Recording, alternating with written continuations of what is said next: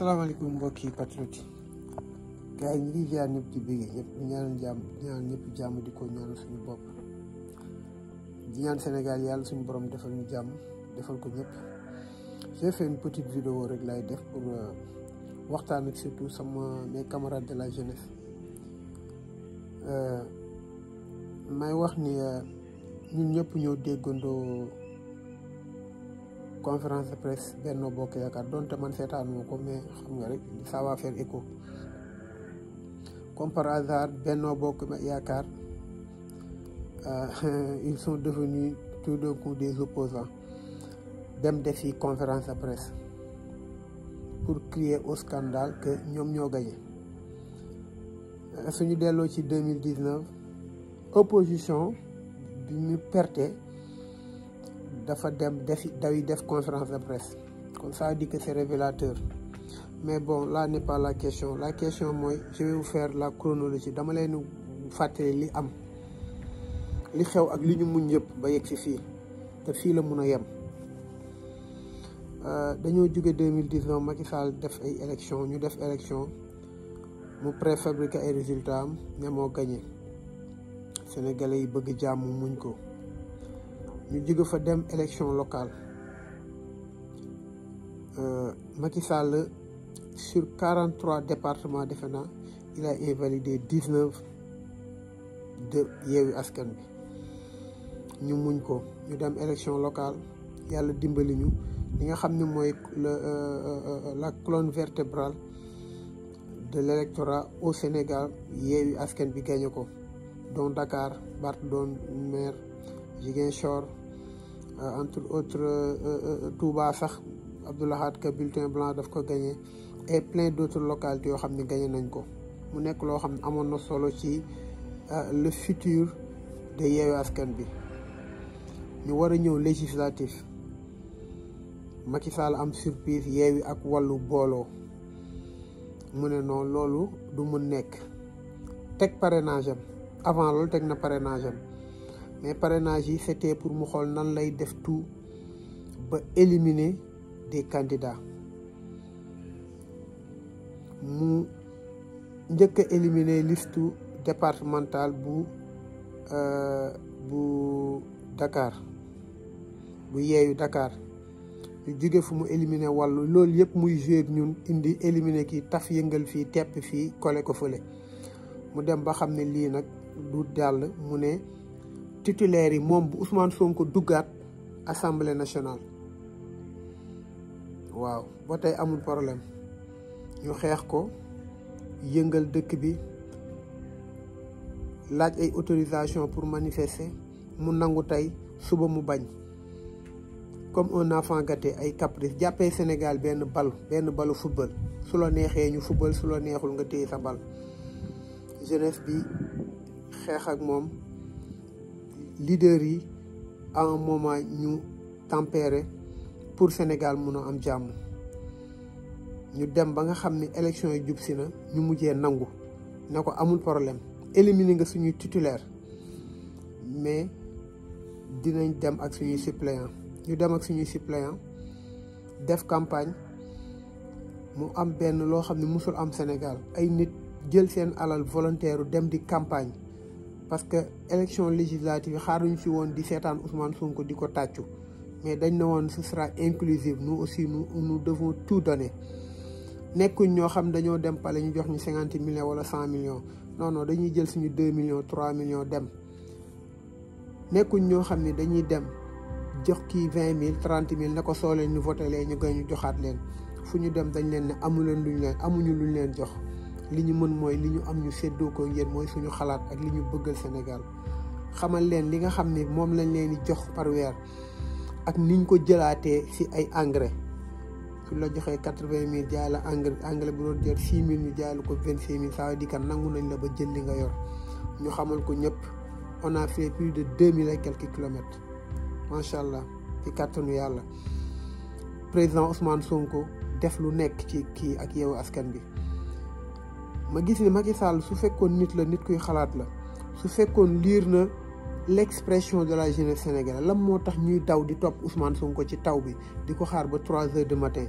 parce que su dee jeunesse moom mooy futur réew kon ça veut dire que il devait discerner que Ousmane Sonko c'est le futur du Sénégal. Yewwi Askan Wi mooy projet bi nga xam ne sénégalais yi bëgg nañ ko su fekkee Sénégal la ko ñor. Macky Sall rey ay nit ci ay manifestation jël koor yi téye ko ba mu neex ko def ci lu ko neex delloo leen ko. Macky Sall inventé ay force spéciale ba ci rey ba ñu rey ci Mancabou te force spéciale yooyu dañ ne woon rassemblement la ñuy xaar pour dugg pour dem def insurrection pour def ay attentat nga autoriser le 8 autoriser woo le 17 autoriser woo le 29 force spéciale yooyu nga doon wax rassemblement rek la ñuy ñëw pour dugg pour def seen jëfin nga gis ay élection législative yi rassemblement yoo xam ne musul am Sénégal te gisuñu ci ku taal gisuñu ci ku jam nit gisuñu ci ku gaañ nit gisuñu ci rebelle gisuñu ci force spéciale gisuñu ci dara. yàlla suñu borom moo leeral mbir te defoo leen ci attention campagne yi dafa wane ni li ngeen wax yëpp ay kàcc la. waaw ñu dem élection comme jàngoo ci jeunesse fi li ñu wax les Sénégalais se sont exprimés à travers les urnes résultats yi leer nañ àdduna bi yëpp même médias internationaux yi yëpp di ko wax ngeen def seen conférence de presse ne yéen a gagné te ñu gagné leen foo xam ni télé RTS sax dafa mujj nangu ni da ngeen a perte. Racine Talla ñëw di woote pour artu leen ne bu leen ci waxaat imaginez waa RTS sax ils étaient choqués alors dafa am lu am je parle à la jeunesse lii ñu jël muñ ko présidentielle 2019 ñu ñëw Macky Sall jël éliminé suñuy candidat ci ay localité élection locale yi ñu bàyyi mu jàll. Macky Sall ñëw éliminer suñu liste titulaire parce que nee na moom mooy décider kan mooy nekk candidat kan moo dul nekk candidat te moom pourtant su ko Ablaye Wade defoon noonu du baax mu chaché Karim Wade éliminer Khalifa Sall mu ñëw élection mu éliminer Khalifa Sall mu éliminer Déthié Fall Aïda Mbodj Ousmane Sonko ñëpp mu éliminer leen ñu dem ba nangu ko ndax bëgg jàmm. ndax le 29 suñu defoon manifestation xam nañ ni ñoom dinañ ci jaar annuler élection yi xam nañ ni sénégalais yi tamit ñi ngi woon ci tabaski bëgg xar wala bëgg lu ñu teraleel seen njaboot te amuñu ko te bëgguñu leen ko woon teg ñu bàyyi mu sedd ñu ne nañ dem élection ñu dem élection ñu dóor la nga ne yaa gagné. je parle aux sénégalais gis nga suñu li ñu war a def mooy en tant que ñi ngi ñëw di ko xeex à moitié mu rey ci ñaar tey mu rey ñeent téye koor bi ñu kii noonu lay demee. rey na Mancabou ay famille mer nañ waaye yàlla suñu borom dañ kaa teg ci loxo yàlla gis nga bii nag billaahi wallahi suñu jaralu suñu bakkan nañu xam ne Macky Sall moom réew mi ñun nag li ñuy xaar rek mooy ndigal leader li ñuy wax Barth nee na ñu xaar ko Barth yow rek la ñuy déglu président Ousmane Sonko yéen la ñuy déglu nous allons mener ce combat jusqu'au dernier goutte de sang jusqu'à la dernière goutte de sang yàlla xam na ko. bii la ñuy Macky Sall di respecté ba faw wala mu yeb ñu ba faw lim leen jaral ba ngeen jël topp Ousmane Sonko di daw muy taw lim leen jaral ngeen toog ci mbedd xaar Ousmane Sonko ba mu ñëw nañu jàpp ni ful yooyu yëpp suñu génnee Macky Sall def li ñu bëgg ñii nag Sénégal ñoru leen parce que nag foog ñu am ñu wax ak ñoom maanaam les entités juridiques du Sénégal parce que ñoom lii ñu wax suñu amee fit wax ko dañoo xam ni pare nañ waxtaan nañoo conseil constitutionnel wala les entités juridiques yoo xam ne ñoo koy valider waaye ñoom affaire bi kenn du ci rëcc mun ngeen tëj nag ay nit tëj benn Jim Ndiaye jàpp benn Assane Diouf jàpp benn Ibrahima Gueye nay leer mais yàlla xam na ni jeunesse bi topp Ousmane Sonko exprimé wu ngeen nangu woo leen ko. parce que su doon nit koo xam ne nit ku am xel la su xoolee jeunesse bi li tax ñuy génn ki ñuy topp dañoo am yaakaar ci moom nga war a xam ne ki ñu am ci yaakaar ci moom mooy futur du Sénégal ngeen xam ne noonu la àdduna demee on t'a rien demandé Macky Sall on t'a pas demandé ce que tu n'as pas on t'a pas demandé un bilan que tu ne peux pas on n'a pas dit que tu n'as rien foutu on t'a donné notre argent pour faire des réalisations te li ci ëpp ay bor la dañ ñooy dem bàyyi ñu ko fi liñ la laaj mooy la démocratie que le maire gagne nit ñi def ba nga doon président nga bàyyi nit ñi def ko ba doon ay député ba am majorité nit ñi def ko ba doon président nga ne déedéet du fi am kon tey ñun nañu am fula suñu bopp lii mënuma ko woon te daal il fallait que je le dise avant de dormir mënuma xaar ba suba nañu am fu la suñu bopp et nous attendons que le mot d'ordre bu yeboo Macky Sall génn arsenal nucléaire am bu mu am yëpp ak matériaux de répression amul problème gis nga lii nii billaahi wallaahi du musa jàll ñun nag ñuy déglu mooy juste les leaders te amul toog di conférence de presse jaru ko bu leen ñu indil ay conférence de presse ku nekk di wax on n'a pas besoin de ça soxlawuñu ngeen ubbi ñu toog siège ba ku nekk naan lii di jaru ko génn leen ci mbedd mi on vous rejoint kese loolu lañ kii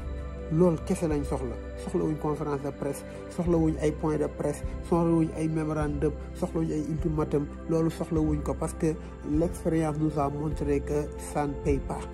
pour avoir gain de cause xam nga lan moo xew lii kii doon wax Macky Sall du ay carte moo ko fiy jëlee lii nag dañ koy régler nii par force ou de gré yéen rek la ñuy déglu maa ngi woo toute la jeunesse sénégalaise on n'a pas été dans les contrées les plus reculées pour voir qu'on nous arrache une victoire boo xam ne l'œil la mooy exercer le perçoit. Alors la balle est dans notre camp. Je parle à tous les jeunes amul toog di xaar nan da nga koy seetaan ci internet teg leen seen téléphone yi dugg leen ci groupe WhatsApp yi génn leen ci Facebook yi amul solo li ci des mooy ñun ñii nga xam ne laaj ñu dara Macky Sall lu dul la démocratie que le meilleur gagne loolu lañ ko laaj te ça il va nous restituer ça. Je parle aux entités juridiques ñi nga xam ne ñooy conseil constitutionnel cour d'appel ak yooyu ñu xam ni sénégalais yi dee mérité wuñ ko parce que sénégalais yi dee ñoom seen doom gënul ñooñu sénégalais yi ñuy gaañ seen doom gënul ñooñu ñi nga xam ne ñu ngi leen di yàqal seen i marchandise ndax ay manifestation ñoom seen alal gënul loolu kon xalaat leen yàlla ngeen xam ni àdduna du kër nit ku nekk soo xalaatee soo feebaree hôpital nga jëm nga war a xam ne di nga dee ñu yóbbu la ci armée yi kon nous vous interpellons et nous attendons pas des recours nous allons sortir et nous allons résister il sera même pas question de seulement résister mais nous allons attaquer sur le fond li fi am nii dafa metti ba ci metti yam bon je dirais pas que c'est définitif parce que xam nañ ni Benno Bokk Yaakaar il a perdu largement les élections mes frères ñu ngi ziar ñëpp di bëggee ñëpp di remercier ñëpp wasalaam